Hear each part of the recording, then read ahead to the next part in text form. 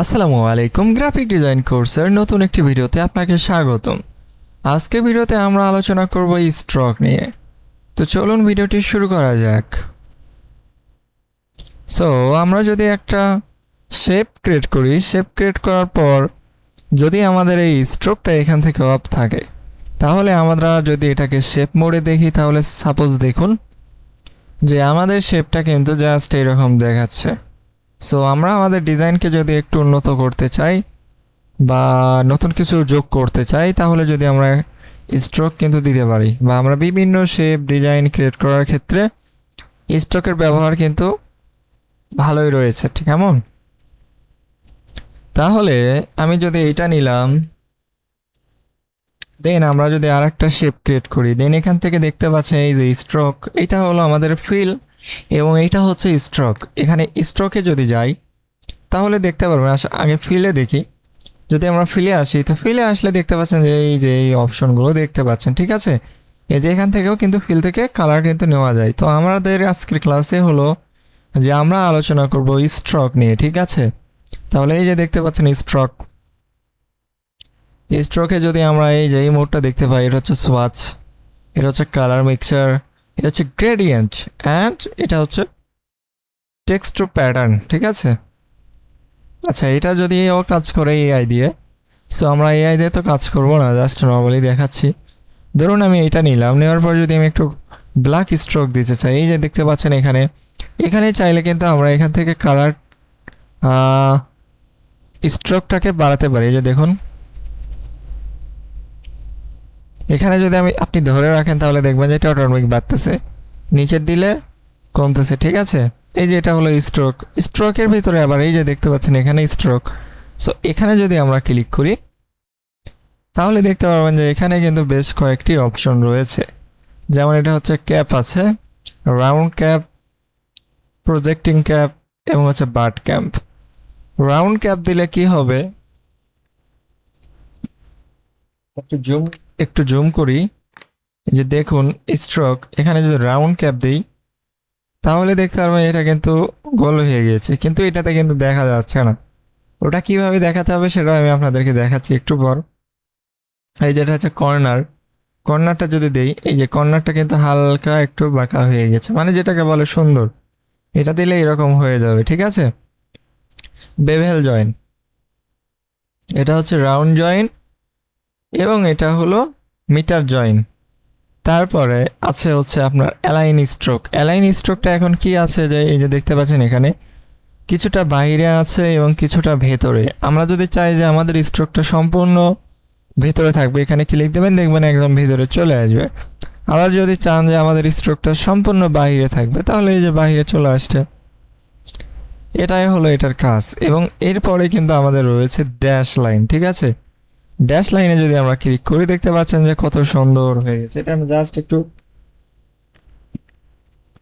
Zoom out করে দিয়ে দেখাই। আচ্ছা, এটাকে আমরা ফিল কালার টপ করি যেন আমরা ভালো বুঝতে পারি। তো দেখুন এটা কিন্তু আমাদের একটা শেপ। সো সেই শেপে যখন আমরা ড্যাশ লাইনগুলো যুক্ত করেছি, এই যে এখানে কি আছে ড্যাশ, তারপর আছে কি গ্যাপ। গ্যাপটা কি, যে এইটা থেকে এইটার ভিতরে যেটুকু গ্যাপ, সো এটা তো অটোমেটিক নিয়েছে। যদি আমরা ধরুন 10 দিয়ে দিলাম, 10 দিলে দেখুন আর একটু কিন্তু সামনের দিকে এগিয়ে আসছে। সো আমরা 10 না দিয়ে এটাকে 50 করে দিব, তাইলে পার্থক্যটা আমরা কিন্তু ভালো বুঝতে পারবো। দেখেছেন 50টা গ্যাপ দেওয়ার ফলে কিন্তু এখান থেকে যে ড্যাশগুলো ছিল এগুলো সরে গিয়েছে, প্লাস এগুলো অনেক অংশে কমে গিয়েছে। আর এখান থেকে যদি আমরা ড্যাশটাকে আরেকটু কমাই, আরও কমাবো, দেখুন এটা কেমন কত ছোট হয়ে গিয়েছে। তাহলে আমরা এটা বাড়াই দিই, কেমন। আচ্ছা দেখুন আমি দিয়ে দিলাম। আচ্ছা আবার যদি দেই, আবার দিতে পারবো, তাহলে কি হবে যে একটার পরে একটা কিন্তু আসতেই থাকবে। আবার গ্যাপ বাড়ালাম, সো এই যে একটা দেখতে পাচ্ছেন, এই যে একটা দেখতে পাচ্ছেন, এই যে একটা দেখতে পাচ্ছেন। সো আমরা আমাদের ডিজাইনের ক্ষেত্রে যখন যে এরকম লাগবে, আমরা কিন্তু তখন ঠিক সেটাই নিতে পারবো নিজের ইচ্ছা মতো। যদিও সচরাচর এগুলো আমাদের লাগে না। তো দেখা গেল যে আমরা এখানে ড্যাশটাকে 0 করে দিব, গ্যাপটাকে 0 করে দিব, 0 করে দিব, এবং এটাকে যদি আমরা 10 পিটি রাখি, সরি,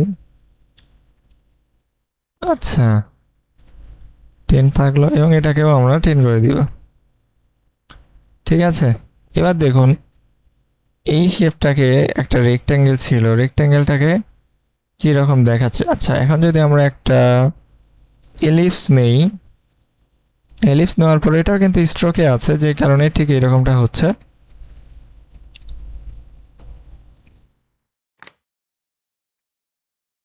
আচ্ছা দেখুন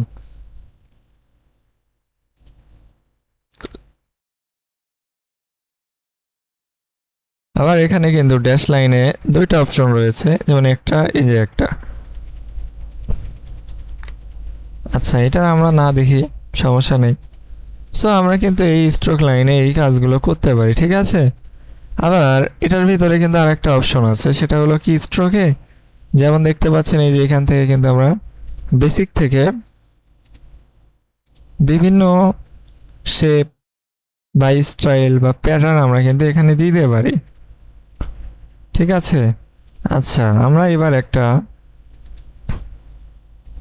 লাইন নিব, শিফট প্রেস করে লাইন নিব, লাইনে কীভাবে এটা সোজা হবে। দেন আমরা যদি এই বেসিক থেকে এখানে যদি নেই, দেখতে পাচ্ছেন যেটা কিন্তু, আচ্ছা আমরা এটাকে বেসিকই রেখে দিই, রেখে দেওয়ার পর ইউনিফর্মে যাই, ইউনিফর্মে ক্লিক করার পর যদি আমরা এরকম করি তাহলে দেখা যাচ্ছে যে ভেতরে একটু মোটা হবে, দুই পাশে কিন্তু চিকন হবে। আচ্ছা আপনারা বুঝতে পারছেন কি না জানি না, বাট এটাকে আমরা একটু আর একটু বড় করে দিব। ওকে, তো আমরা এখান থেকে ড্যাশ লাইনগুলোকে কমাই দিব, মানে অফ করে দিব আর কি। দেওয়ার পরে দেখতে পাচ্ছেন যে এরকম একটা লাইন ক্রিয়েট হয়ে গেল। দেন এরকম এরকম, সো এগুলো কিন্তু আমাদের বিভিন্ন ক্ষেত্রে বা প্রয়োজন পড়ে। সো আমরা কিন্তু এভাবে কাস্টমাইজ করেও নিতে পারবো এখান থেকে, কেমন। তাহলে এখান থেকে যদি আমরা এটা নেই, এটা নেই, আচ্ছা ওটা তো ব্রাশ টুলের ক্ষেত্রে। সো স্ট্রোকে আমরা এই অপশনগুলো পেয়ে যাবো, এই যে দেখুন অ্যারো নিতে পারবো এখান থেকে, এই যে অ্যারো হয়ে গিয়েছে। আবার এটাকে যদি আমরা এখন স্ট্রোকটাকে কমাই দিই তাহলে বুঝতে পারবেন, ভালো বুঝতে পারবেন। এই দেখতে পাচ্ছেন আমরা এখান থেকে যদি আমরা এটাকে এইরকম করে দিই, ভালো দেখা যাচ্ছে একটা অ্যারোকে। তাহলে স্ট্রোক থেকে আমরা যদি দুই পাশে যদি দিতে চাই তাহলে ধরুন এইরকম দিয়ে দিলাম, কেমন একটা অ্যারো কিন্তু হয়ে গেল। এখানে অ্যারোর বিভিন্ন স্টাইল রয়েছে, দেখতে পাচ্ছেন। এগুলো আবার খুবই সুন্দর লাগে যখন আমরা অ্যারো নিয়ে কাজ করব, তখন কিন্তু আমরা এখান থেকে চাইলে করতে পারবো।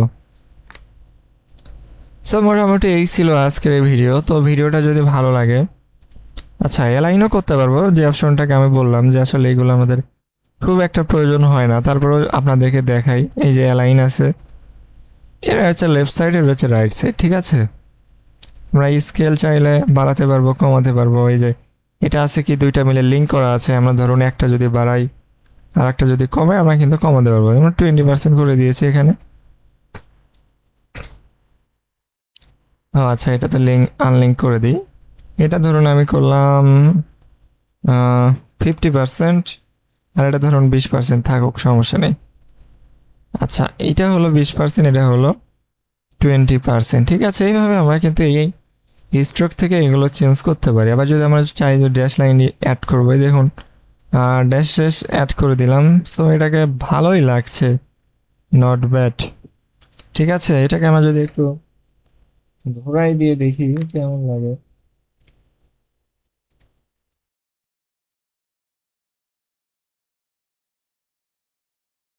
ওকে, সো দেখতে পাচ্ছেন এখানে কিন্তু কত সুন্দর একটা অ্যারো আমরা দেখতে পাচ্ছি। সো মাই ডিয়ার ভিউয়ার্স, আজকের ভিডিওটা এই পর্যন্তই। যদি ভিডিওটা ভালো লাগে তাহলে চ্যানেলটা সাবস্ক্রাইব করে দিয়েন। ধন্যবাদ সবাইকে।